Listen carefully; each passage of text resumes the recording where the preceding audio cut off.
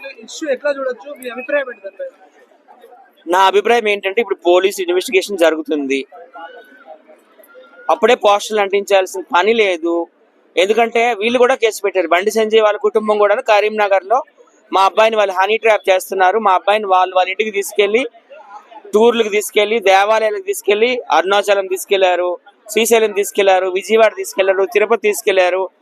వాళ్ళ అమ్మాయితోనే మా అబ్బాయికి ఫుడ్ కూడా పెట్టించారు, గోరు ముద్దలు అని. వీళ్ళు హనీ ట్రాప్ కేసు కింద వీళ్ళు పెట్టారు, వాళ్ళేమో ఫోక్సో చట్టం అని అంటున్నారు. సో పోలీసుల విచారణ ఉంది కాబట్టి అందరూ కూడాను కొన్ని రోజులు వెయిట్ చేయాలి, తీర్పు వచ్చినంత వరకు వెయిట్ చేయాలి.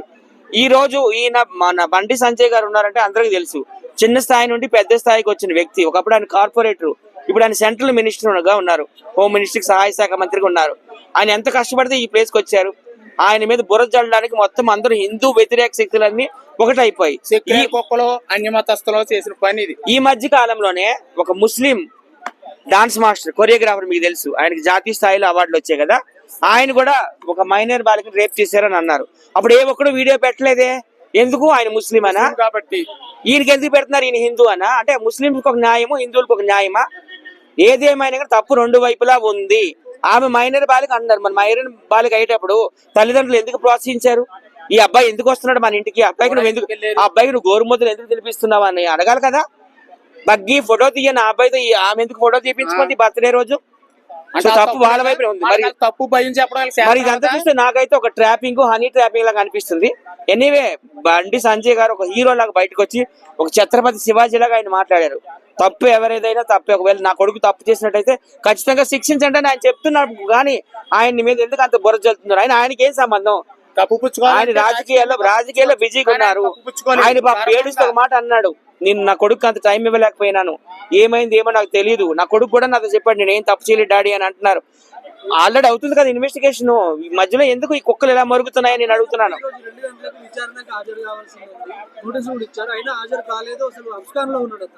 అబ్స్కాన్ లో ఉన్నారని ఇదంతా ఓన్లీ కూడా ప్రచారం చేస్తారు అంతే. ఆయన వాళ్ళు పోలీసులకి అన్ని కోర్టులకి అన్నిటి కూడా సహకరించే ఫ్యామిలీ బండి సంజయ్ గారి ఫ్యామిలీ. ఆయన ముందే చెప్పాడు నేను మోడీ గారి శిష్యుడు అని చెప్పేసి. ఎప్పుడు కూడా మీరు తప్పు చేయమన్నాడు. ఒకవేళ తప్పు జరిగిందంటే ఇద్దరిది కూడా తప్పు ఉంటది. ముందు ఆ తల్లిదండ్రులు వేయాలి ముందు లోపల, అంతే కదా. తల్లిదండ్రులు ఎంకరేజ్ చేశారు, అమ్మాయి తల్లిదండ్రులు ఎంకరేజ్.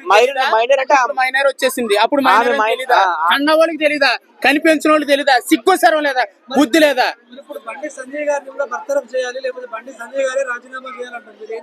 అలాగే అవసరం లేదు. బీజేపీ పార్టీ తప్పు చేయలేదు కదా. వ్యక్తిగతం ఇది, వ్యక్తిగతం మాట్లాడాలి, పార్టీలో కలపకూడదు. అలాగైతే లవ్ జిహాదీలు, అమ్మాయిలు రేప్ చేయడాలు ఇవన్నీ కూడా కాంగ్రెస్ ప్రభుత్వం బీఆర్ఎస్ టీఆర్ఎస్ చేపిస్తున్నాయి. అయితేనే ఇదైతే అదే పని. అయితే ఇలాగంటే అలాగే అంటాం మేము. ఆయన అది వ్యక్తిగతము. అది మీ మీడియాకు మీకు తెలీదా? మీకు తెలుసు కదా. రాజకీయాలకు లాగాల్సిన పని ఏంటిది అసలు అని.